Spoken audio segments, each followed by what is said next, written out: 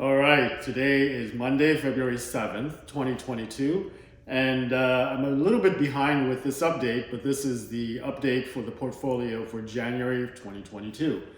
So the first month of 2022 was just crazy. There was a lot of volatility. I think the NASDAQ itself was down some 13% for the month, and the S&P 500 was down a little over 5%. So it was pretty crazy, and it was a lot of up and down movement. And I think that there was a lot of contributing factors. Inflation remains stubbornly high. There's concerns about the Fed's raising interest rates, and then of course there's the global situation with Russia on the edge of invading Ukraine. So no one really knows what's going to go on in that regard, but it caused a lot of instability. So the whole month was just kind of crazy, and it still is crazy a week into February.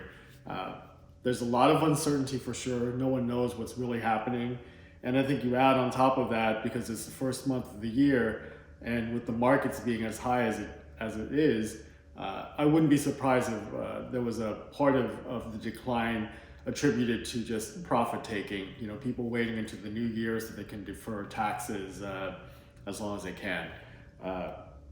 In any case, in terms of the portfolio performance, my portfolio was down 2% for the month, so 1.99, whereas the S&P 500 as a whole was down 5.17%. So what's really helped me is probably the cash cushion that I still maintain, and kind of the more conservative risk parity allocation that I have.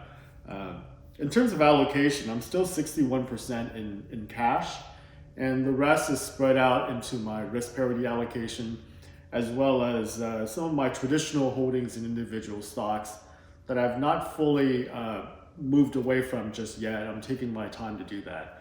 So my current plan is to just basically continue the course, keep to the plan that I have, which is to shift about 5% of my cash balance into this allocation on a monthly basis.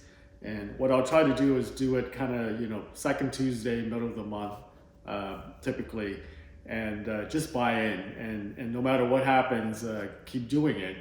And I think that if the market continues to go down, I'll just buy more of what I like to buy at a cheaper price. So that's kind of the thinking.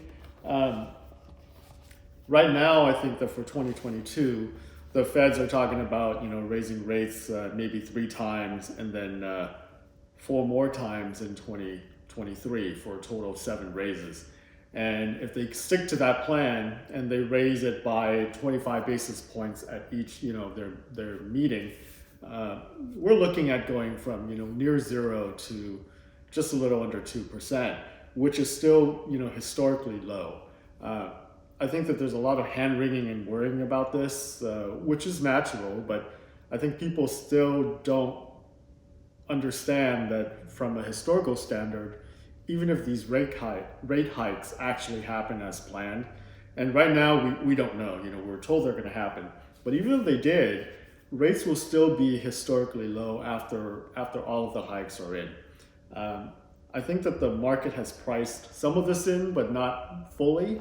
So personally, what I think will happen is that, come March, when you have the first raise actually happening, there'll probably be a decline. Who knows? It depends on the magnitude, but probably a decline as people panic, get afraid, whatever.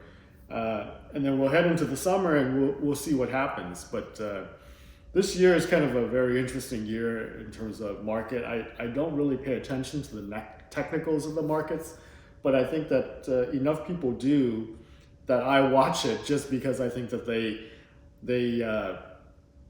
get affected by that momentum move, and it can move markets. So what I'll use that for is just to spot buying opportunities on my watch list. I do have a watch list that I'm just kind of watching and seeing what's going on. But some folks have said that this is very reminiscent of what happened during the tech bubble burst, where you have this decline at the beginning of the year. It will start to go back up and people will buy the dip, but then it crashes again, and towards the end of the year, it's a pretty big decline. Is that the pattern? I have no idea, honestly, and I don't think anyone else does either. But to the extent that people are watching it and thinking that that's the pattern, it may cause some stocks and ETFs to go way below fundamental value and may make it a bargain to pick up. So bottom line for me is that I think the portfolio is fine.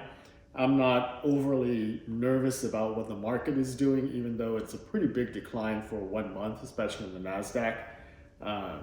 I'll just keep to my plan and see what happens by year end. So that's the update for January 2022.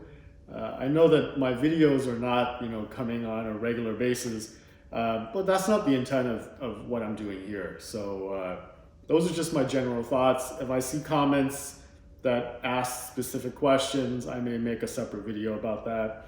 But for now, it will just be carrying on with the plan and taking it one day at a time. All right, thanks for watching, and I'll catch you next time. Bye.